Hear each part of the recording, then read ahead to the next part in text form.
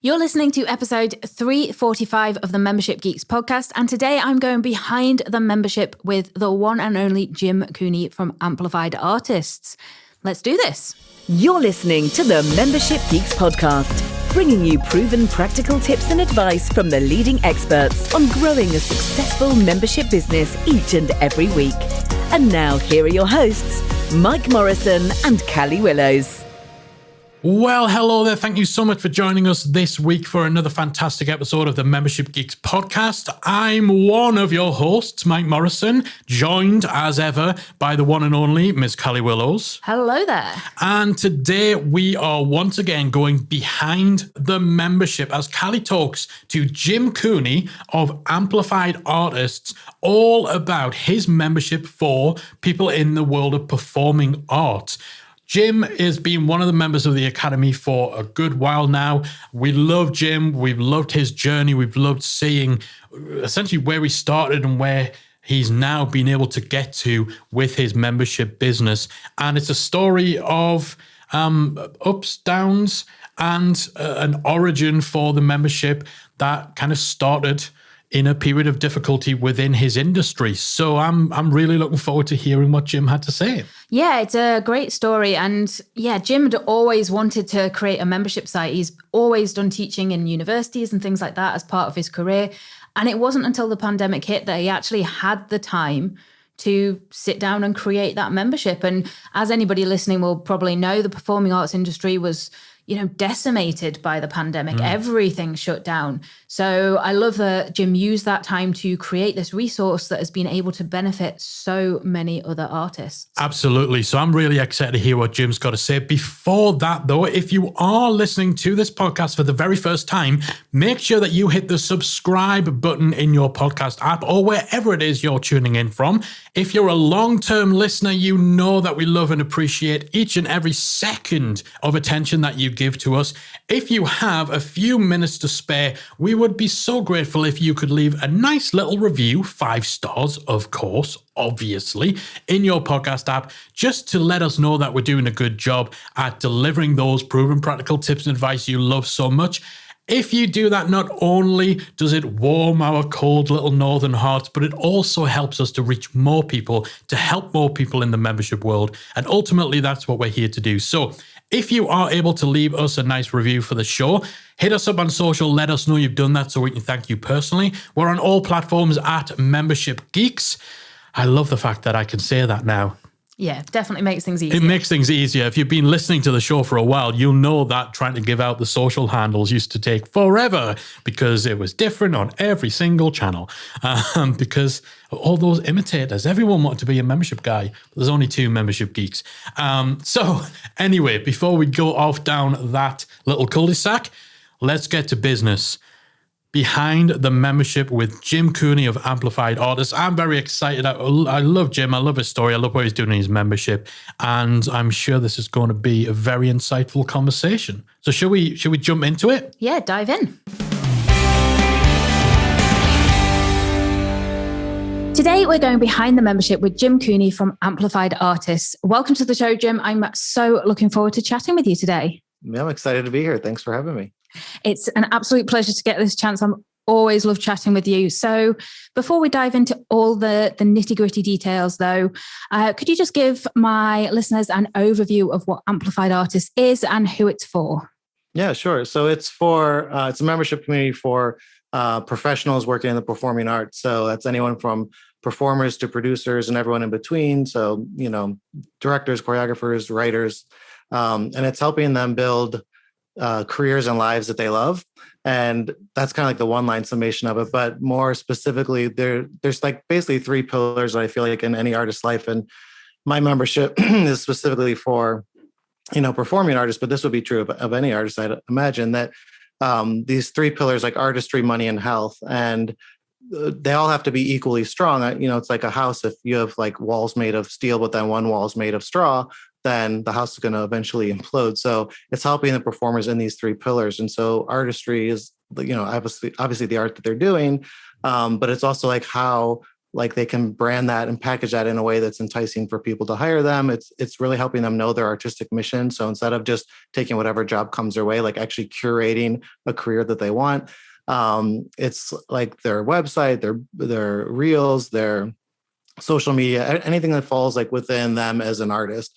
And then the money side would be more, it basically is the business side, but I call it money because artists have, they fall prey to the starving artist mentality where, they feel like they're not going to ever be able to like have a sustainable career or sustainable life. And it's just not true. Like I show people, what the average US salary is, and then how many jobs you can do in the theater and dance world that make the same or more money than that, and how it's really just the inconsistency of income. But any freelancer has, that's why people join membership sites or start membership sites to not have the inconsistent income and the peaks and valleys. But there is a way that you can manage that. And I just am lucky that my parents are financial advisors, and I have extended family of entrepreneurs. My grandfather owned his own business. I have aunts and uncles on both sides of the family own their own business. Like it's just kind of in my DNA. And it's not a scary topic for me. But when I moved to New York, I saw that no one really knew this. I don't know how it is in the UK, but in the US, we're not taught this stuff in school. Like no one teaches you about money and finance and like saving up to buy a home. And all those things, retirement accounts. But that luckily from my parents and, just coming from the family I do, that is just normal. When I was 16 and first legally able to work, my parents had me open up my retirement account, which is like, people laugh at that, like at 16, but it's just like how your money compounds over time. Right. So it's something I really want to like help artists with. And I've been doing this for a long time. So that's why I call it money more than the business side, because it's really this relationship with money. But then of course we do talk about all the business side of like managing your finances, negotiating your contracts, the ins and outs of like the unions and agents and things of that nature. So you can build wealth and build a life that you really love. And then the last part of that, your health, and that breaks down into like mental and emotional health. That's obviously your physical health. It's also your spiritual health. In this business, they say like you get 10% of the jobs that you're up for, which means 90% of the time you're hearing rejection. And it's not like a product-based business. Like if you didn't buy an iPhone, it's not like Tim Cook is personally going to be hurt. But like if you're a performer, let's say, and someone says no to you, like that's you. Like they're saying no to you, the performer. Like you are the product. Even if you're a director or a choreographer, like it's still your work that's being rejected. And it's usually not because of talent. It's usually all these other things like relationships that people already have, and are you the right height and all these kinds of things.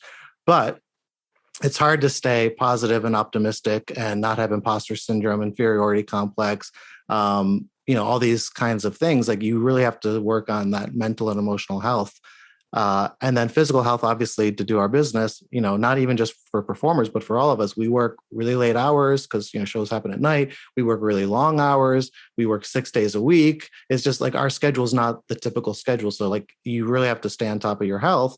And then spiritual health, it's like, to me, whether that's religion for you, whether that's a connection to the universe, a connection to yourself, it's really about what I call like the work-life balance, this spirituality from that point of view. Because if our business, we work really, really hard.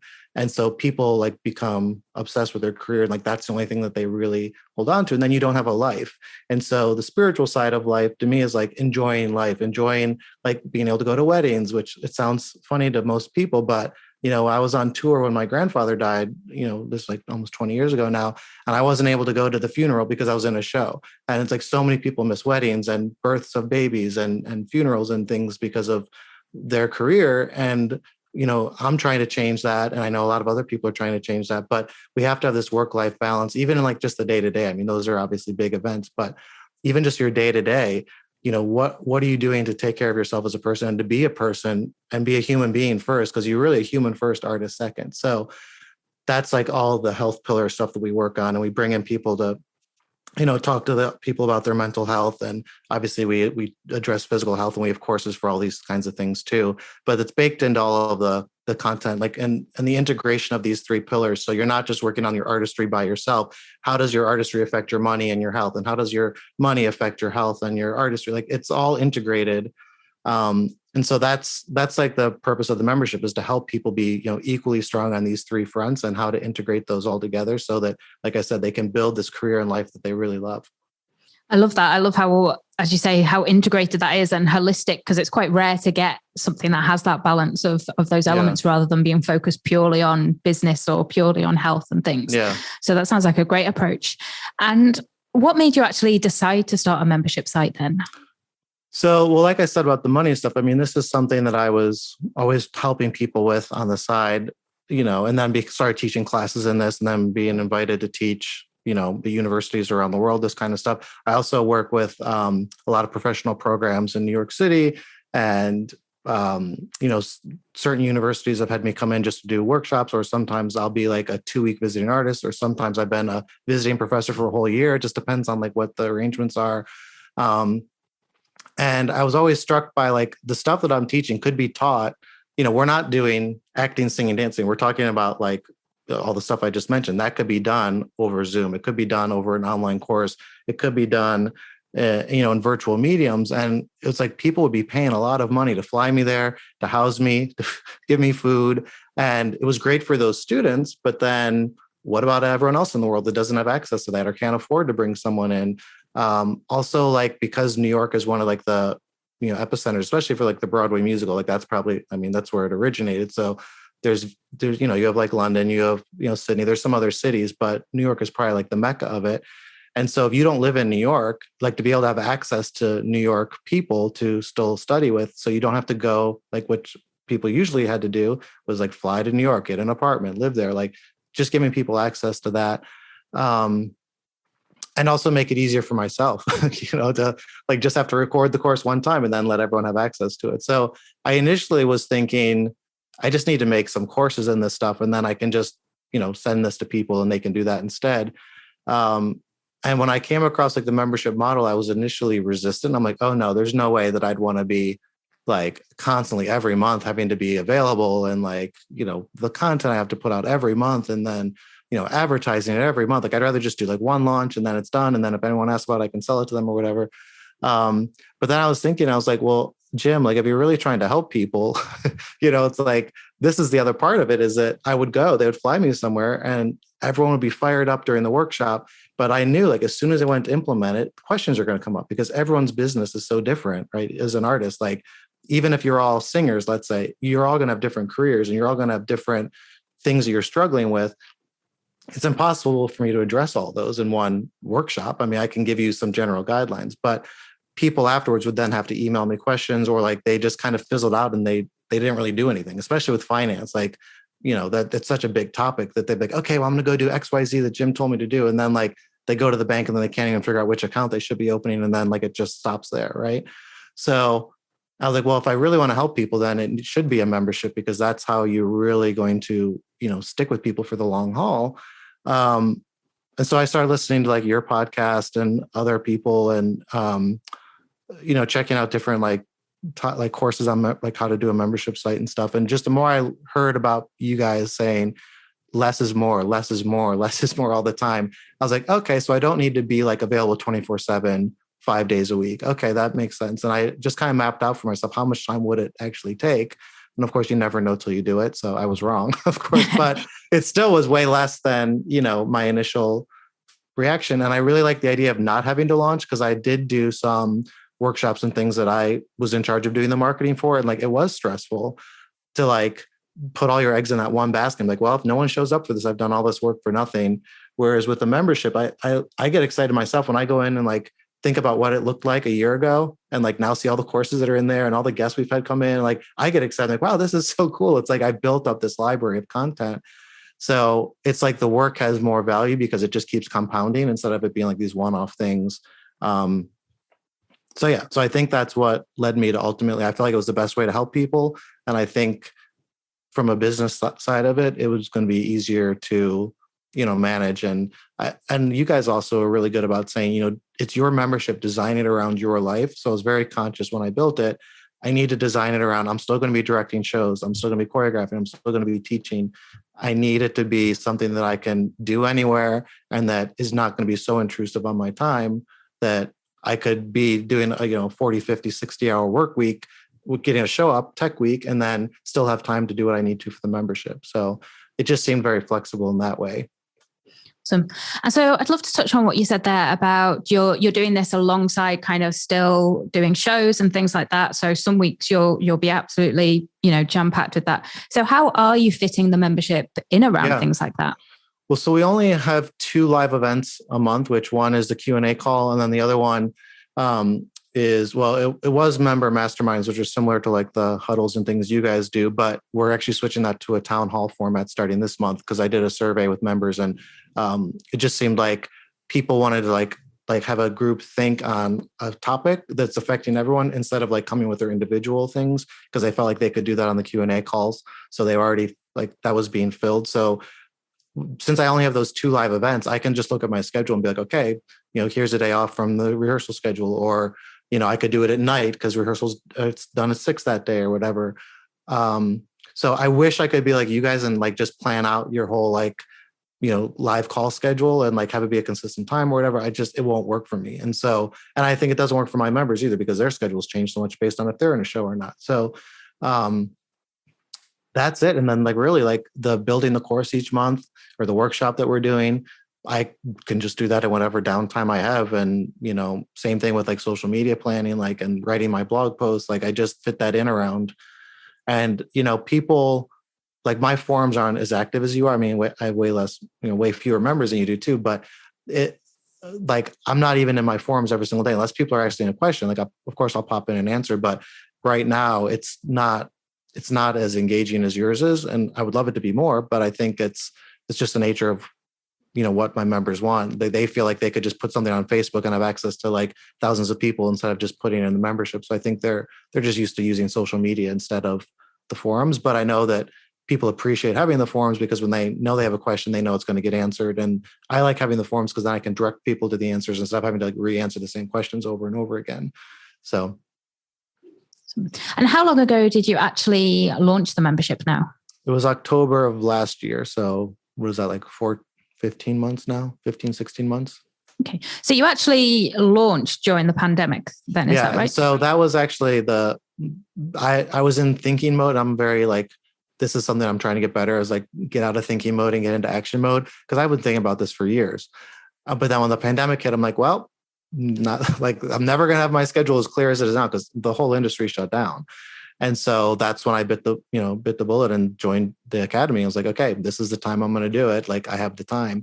And I was blessed with, I know a lot of people have to build their memberships around their existing work schedule. I was, it sucked that I didn't have work, but I had, my whole schedule free. So that was really, a blessing in disguise to have that. And so that's when I built it and then launched it. And it's scary to launch something when no one can be working in your industry, but still I had people join. I'm like, okay. And, as the industry's opened up, I'm noticing like people are joining more often now and it's starting to pick up momentum because people actually, have things they could be working on because like there's jobs to be had. So. Yeah, it's interesting you say that actually, because it is that kind of audience that has been really hard hit with the pandemic. I think worldwide, that's not just an American issue there. So I do find that interesting that, you were able to launch and still get those members despite it being an industry that was kind of not in decline as such, but suffering. Although I guess there's also that element there of maybe it was a much needed support in a time when people didn't have much else. Yeah, because I do think it's community. And in our business, you do a show, you become really close with that company that you're with, and then the show ends and everyone goes their own separate ways, and you're in a new show and then you form bonds with that company. And so you're always, like making and breaking these relationships. Whereas that's something I say about Amplified Artists is like, it's as long as you're a member, you're in this community. You don't need to be in a show. You have a community of people that have your back. You have a place to go. You can be building relationships and stuff. So I think people miss that community, which is why some people join. But I also think people are like, okay, I can see the light at the end of the tunnel. I need to get my website up to date. I need to get a new reel put together. I need to get new headshots put together. Like it's all the things that they felt like they needed to do. And also they're like, I'm a different person now because the pandemic gave me this time to reflect. So what do I want to do with my career now? And a lot of our members have side businesses. And one of the things that, we talk about a lot is if you are going to do any kind of like side business, it should be aligned with your main career because it's going to fuel your main career instead of just like waiting tables, right? Or instead of just babysitting or things that aren't going to actually help you, like do things in conjunction with your career. And like our members have had like really great success with that. And that's affected their main career too. And so I noticed like a lot of the people who joined were people who did have that side business. And so they wanted help with that too, from like a business standpoint of like, well, do I need to form an LLC? Do I need to like have an email list? Like all those kind of business things that, coming from being, a director or a performer, whatever they were, they didn't necessarily have those skills yet. So I'd love to know then, what's been your biggest challenge throughout your time running the membership so far? Maybe myself, of like my perfectionistic nature and like wanting to do all the things. And, I see other people that have teams and I see all the things that they're doing. And then I'm trying to replicate that, basically being myself. I mean, I have some people here and there that are helping with like, small aspects of it. But in terms of like the content and in terms of like the actual build of the website, I'm the one doing all that. And so it's like, I'm trying to add in like every bell and whistle I want and like trying to do all these different kind of events and trying to market it. And like, I've been doing the blogging, but, as we've talked, thinking about, well, do I start doing a podcast? Do I start doing YouTube videos? Like, what's the next evolution of that? But then like, when am I going to add that into my schedule? So it's been me having to like let go of my perfectionism. It's been me having to let go of like wanting it to be like all the things right away and just letting it be something simple to start with. And because I did have that luxury of, well, I have my whole schedule free, I got in the habit of I'm just going to work on my membership nonstop. And now it's like, now things are opening up and now I have jobs that I'm working on. And so I'm like, I can't like get to the things I want to do, but it's like, no, this is what you designed it to be like this, that you didn't need to be doing all these things. So it's like, I think myself has been the biggest challenge, like wrestling my own like wants versus like reality of what can actually happen. Yeah, I think a lot of people, myself included, can relate to that, definitely. Yeah. So if that's been the challenge, then what's made it all feel worthwhile for you? What's kept you going over the last 15 months or so?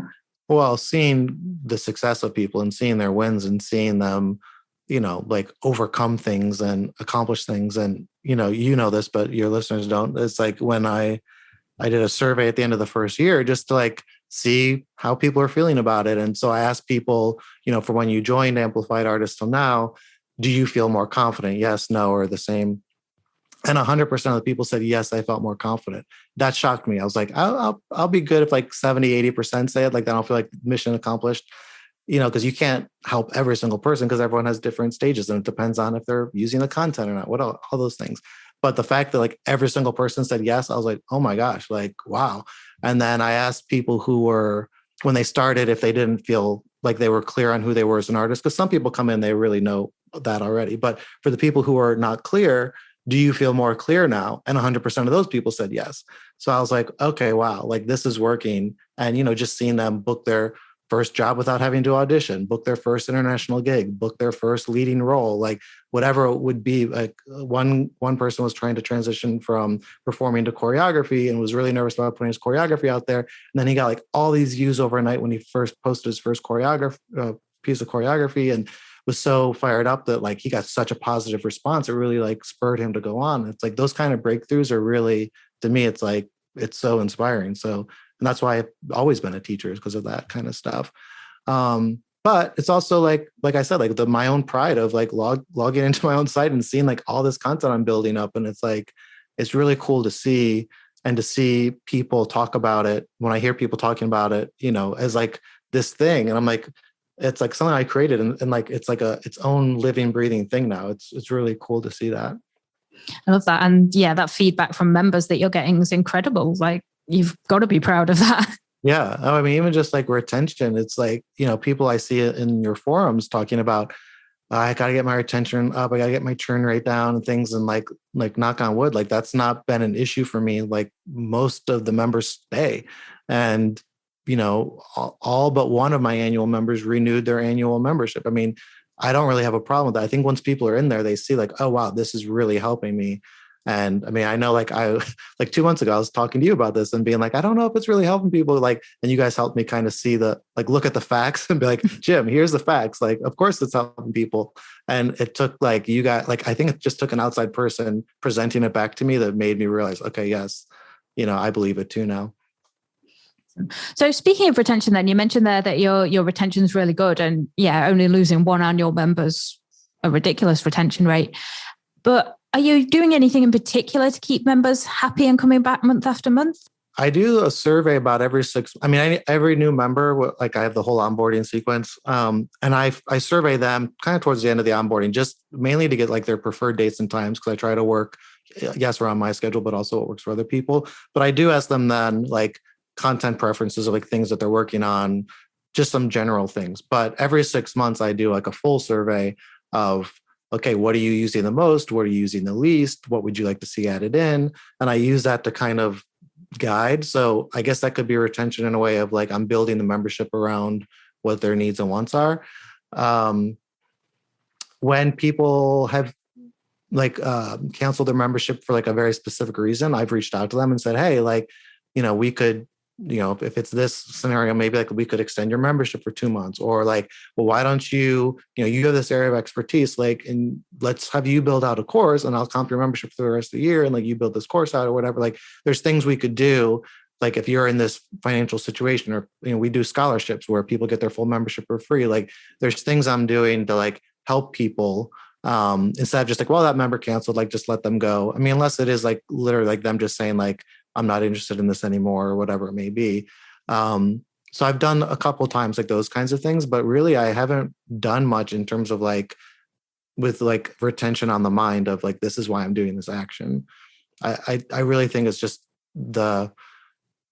like what they're getting out of it. And, I ask people like, do they feel like it's a value for their, for what they're paying? And everyone's always said yes. Like no one has ever said, oh, I wish it was cheaper. They'll say, no, I think like it's really like I'm getting my money's worth.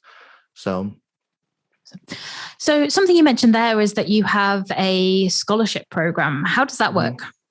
So basically I've, and this is, there, except for one organization that's public about it, these are all just anonymous donors. But someone approached me and said, I would love to sponsor an artist because I usually, donate money to theaters and the theaters are closed. And I would like to sponsor an artist to go through Amplified Artists for a year. Like, what is the annual membership? And let me like give you that money and then you pay it forward. And I was like, it was like so strange. Like as soon as one person said that, it was like all of a sudden it just started happening where like other people were wanting to do that. Or I would just mention, say, this is so cool. So-and-so want to do this. And like, wait, I want to do that too. And so people just started like sending money to do this. And that's how it started off. And then there's a big nonprofit, Broadway Cares Equity Fights AIDS in New York. And they do, so much outreach, not just with AIDS, but the women's health initiatives, all kinds of things. And I've done work for them, like for Broadway Bears, choreographed for that, and like just other events that they've done. I've been involved. And so this past year, when we raised money, they said, because it's a pandemic and things, we're going to like match dollar for dollar. Like you get to keep like half of what you've earned up to a certain point. And I'm like, well, I don't need that money. So I wrote to them and said, could I use this money for a scholarship for Amplified Artists? And like, yeah, you could do that. And we're also going to double that and give you more money. Wow. So I was like blown away, shocked. And so they're the ones who are like public. And, I said, can I, let people know that you've done this? This is so beautiful. And so they said, yeah, so that's why I'm able to say them, but everyone else has been anonymous. But it's just like, and again, like that was like shocking to me of like, wow, like this is really a thing that, people recognize this as being like a helpful thing and that they want to donate money to help people. So we do every 6 months, I just open it up and say, okay, based on the money we have, we can offer 3 scholarships, 5 scholarships, whatever it is. And it's just a 1-minute video application. And like, we don't ask for proof of financials because it's not even just about the money. It's about if you feel like you've been limited in your training, if you feel like opportunities have been limited because of like race or gender or anything like disabilities, whatever it may be. Anyone who feels like that they could benefit from this scholarship is able to apply. And it's just a 1-minute video statement of like, why are you an artist and what do you want to do with your art? And it's like, I cry every time I'm watching them all because they're so moving. Everyone's story is so beautiful. So it's been really awesome to be able to do that. Yeah, that's amazing. And yeah, it just goes to show the kind of market you're in where people are so willing to kind of do that, kind of give that money and things. That's amazing. Yeah. So switching gears a little bit now then, We've talked a little bit about retention, but how are you actually getting new members? What are you doing when it comes to marketing the membership? Yeah. So I have my blog post and I have my mailing list, and that's really where most of it comes from. I haven't really cracked the nut of like just having people come automatically. It seems like I have to do some kind of promo to get people in. So, and that's not, in the beginning, I was doing more like price promos just because I feel like people didn't really know what Amplified Artist was yet. I didn't have as much proof of concept of like people actually, getting wins and things. So they were more like price-based promos where it's like, a $7 trial for the month or like things like that. But now what I've been doing the last like 6 to 8 months would be like more like splinters where it's like, okay, well, we're going to release this new course and you can have access to it, as part of the membership, or like it's a guest workshop or something like that. Or doing like a package, like when the industry was starting to open back up in September, I did like a 3-month package over the summer where it's like, I call it like the getting back to business package, things like that.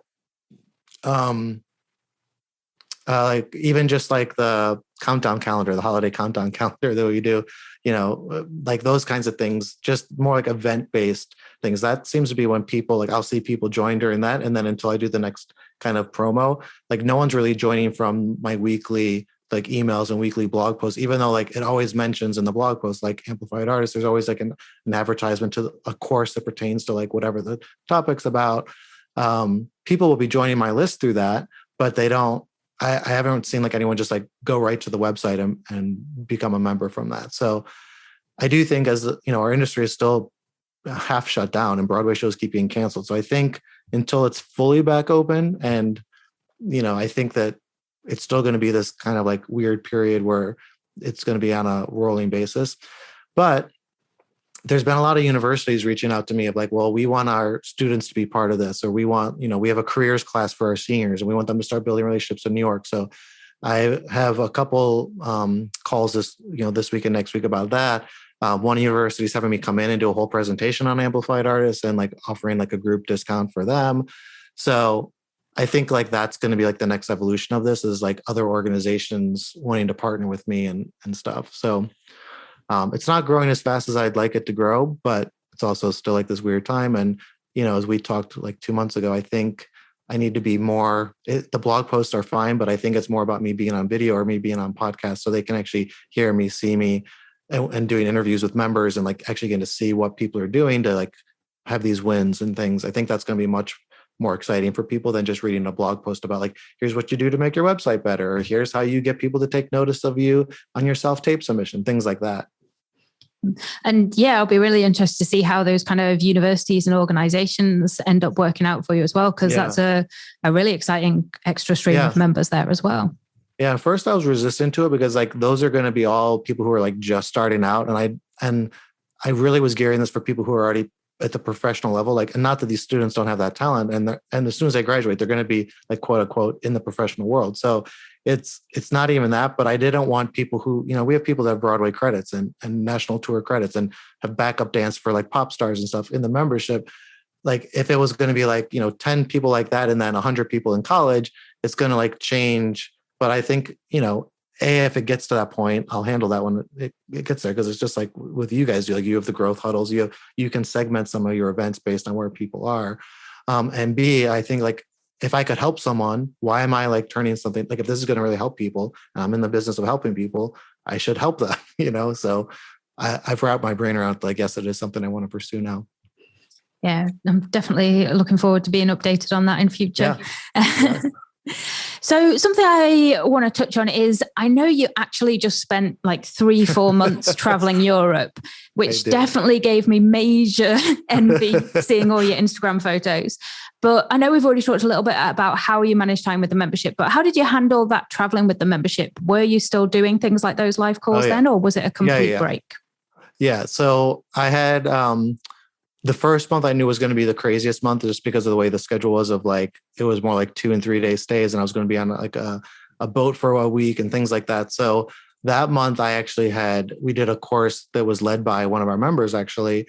And as part of it, we were releasing a module each week because it was a pretty intensive course. It was building your own physical fitness and nutrition program, like for your own career goals and like your body and all that. And so it was pretty involved. And so we just did like one module a week because each module had like 6-7 lessons and workbook actions and things like that. And as part of that, we wanted to help people. So we did a weekly call with her where she would just make herself available. So anyone had questions on that week's module. So I set that all up with her before I left so that, I could just check in with her and just say, how's it going? Like, are people coming? Do you need help with this? XYZ, whatever. So that I didn't have to be as involved. But then the rest of the months that I was gone, because it was almost 4 months, then I just did all the calls around my own schedule. And I tried to build out as much content ahead of time, but still it's like, you can't build out everything. And so, I just had it in my schedule that I was going to work 2 or 3 days a week and then sightseeing and living in Europe the other 4 days a week. And unfortunately, like, the internet would be bad in some places or not existent in some places because it would just cut out and they couldn't fix it for 3 days. So it was more stressful than I anticipated it being. However, it was doable. And like my big fear, like my goal, I should say, like when I left, I'm like, okay, I just have to accept that I'm not going to be able to be as present with marketing, all these things. I'm probably going to lose members during this time. It's okay. Like, I'm going to have this life experience. I'll pick things back up and build it, whatever I've lost. Well, ironically, I didn't lose anyone. I gained people while I was gone. And so I was like, okay, so like, I didn't need to be so afraid of that. And like, this is good to know that if I do come across a time where like, I'm doing like 3 shows at the same time and I really don't have that much time for the membership, it's going to be okay. So like, it was a good learning lesson in that regard.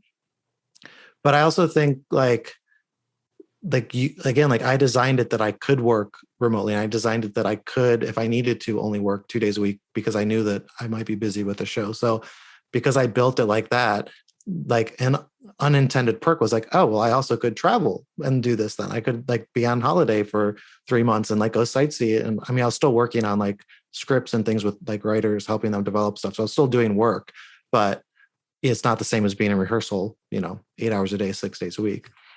Yeah, definitely. And I think that's great because I think one of the things that puts a lot of people off starting a membership is that kind of, well, does that mean I can never go on holiday again? Does that mean I can, I'm always going to be tied to it and I'm going to have this fixed schedule? So I think it's great to hear that, you absolutely can travel. You can make it work around everything that you're doing. Yeah. I mean, if the live call, like mine at least, are only an hour, so that's 2 hours a month. I mean, anyone can find 2 hours a month to be live on Zoom or however you do your calls.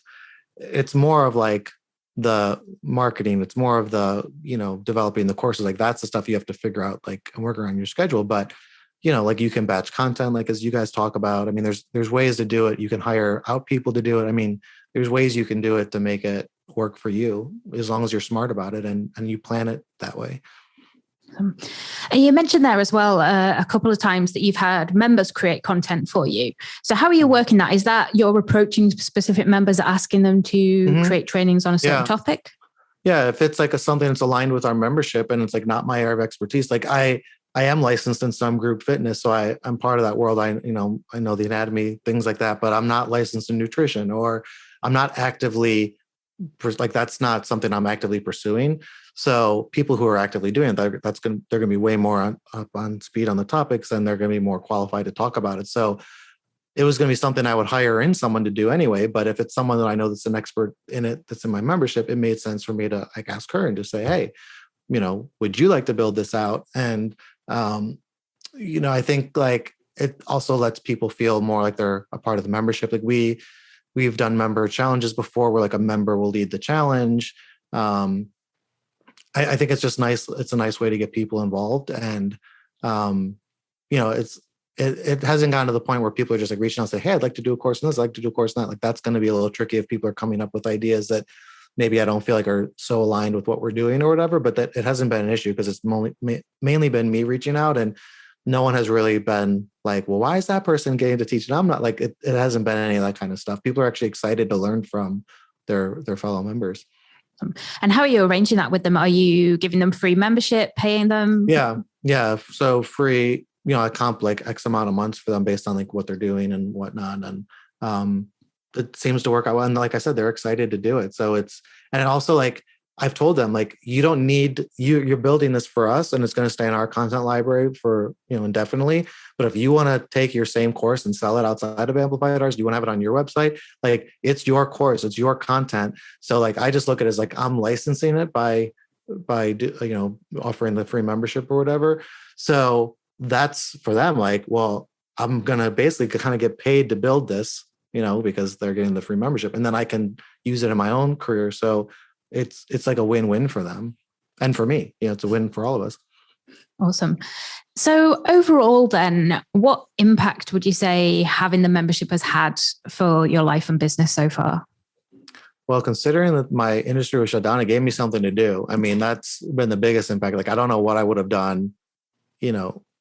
I really don't know. I mean, I've seen so many people be depressed and like, just feel lost. And I had my own like breakdown days where I'm like, my whole city's closed. I'm not even living in my city right now. Like what I used to do every day for my life is just completely gone. And, it's very depressing. It's like, you feel like you're having this identity crisis, but this was like every day that I got to work on this. It's like, okay, I'm in my element. I'm doing the things I already teach. So it kept me probably sane. It kept me excited and motivated and all those kinds of things. And now it's given me the freedom of, I don't have to be, before, like when I was teaching these things, it's like I had to be at this university at this time, or like if I was working with a program in New York, I'd have to be there these mornings. And it's like I can design it around my life. So it's I have much more freedom.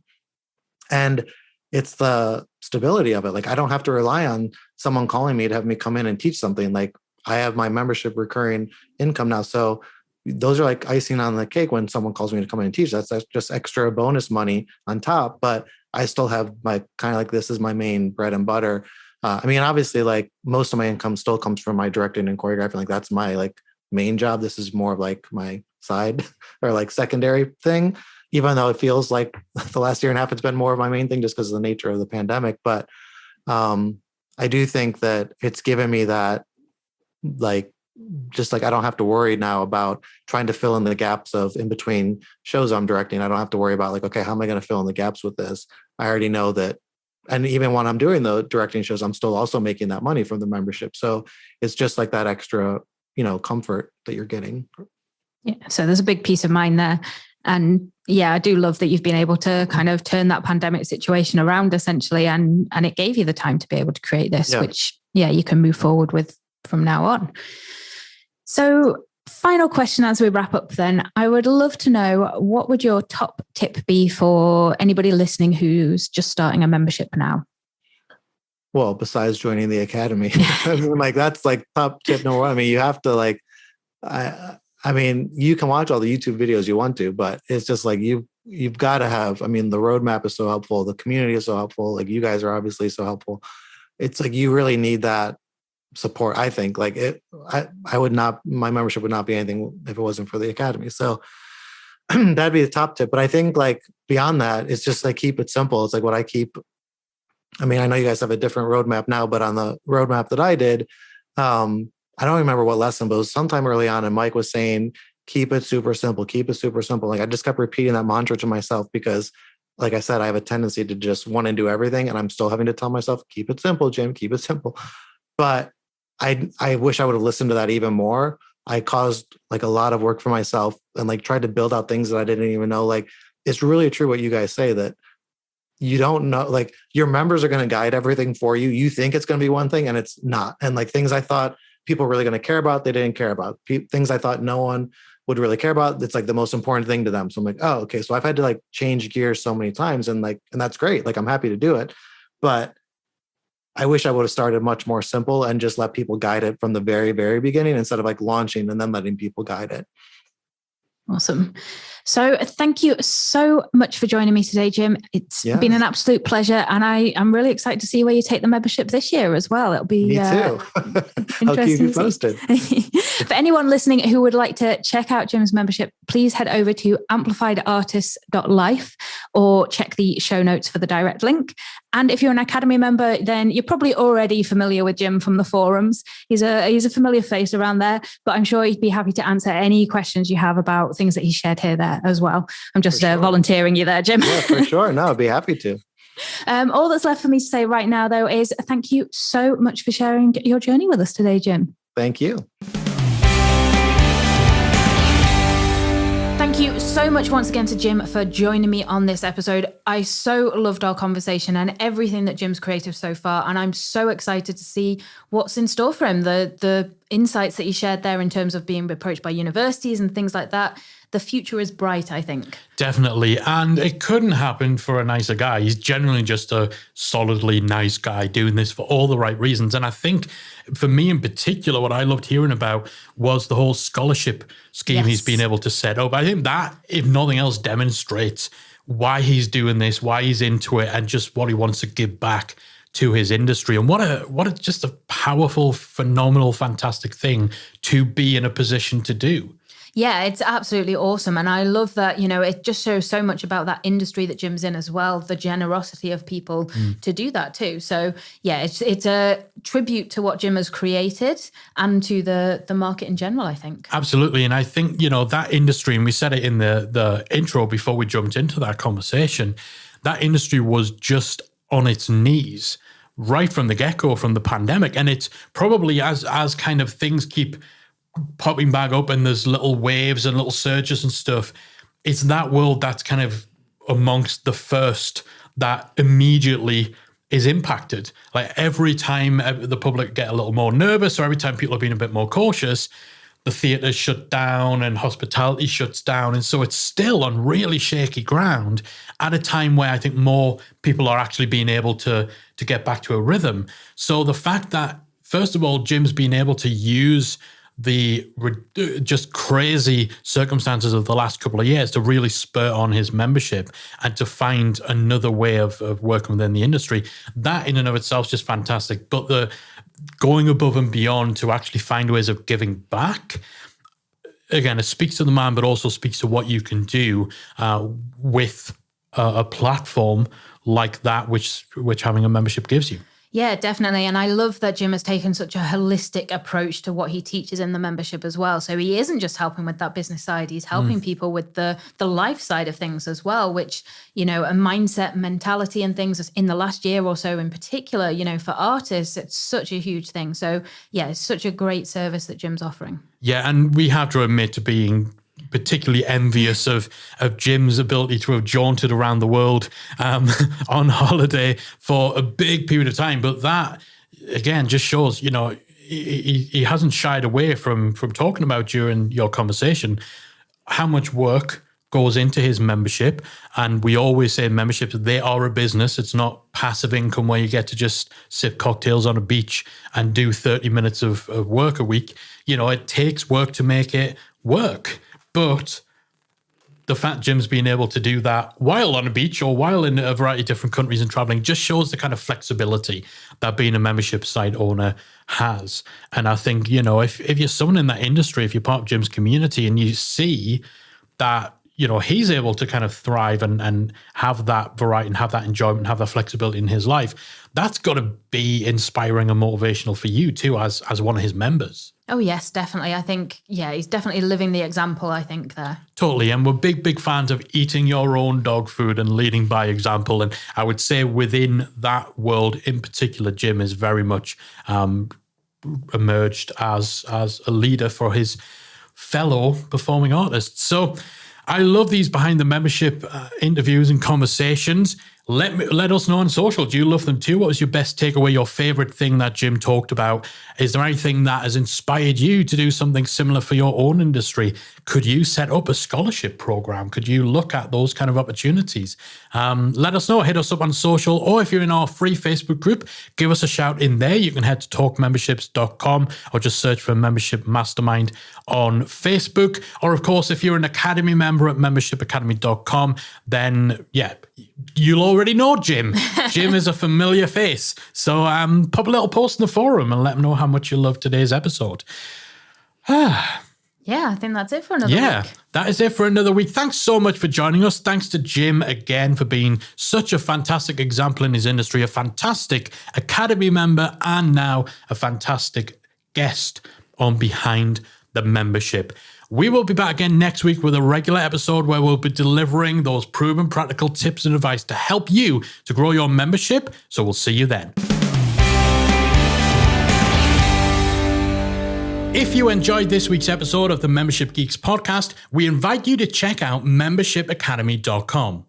Membership Academy is the original membership about memberships, and it's the essential resource for anyone at any stage of starting, growing, and running a successful online membership business. Whether you're still trying to figure out what your idea is going to be and you need some help making it a reality, or whether your website is already up and running and you're looking for ways to grow and attract new members, then Membership Academy can help you to get to the next level. Not only do you get access to our step-by-step membership roadmap, our extensive training library, and exclusive member-only discount and tools, you'll also become part of our supportive, active community of membership owners that will help you along the way in your journey with feedback, encouragement, and advice.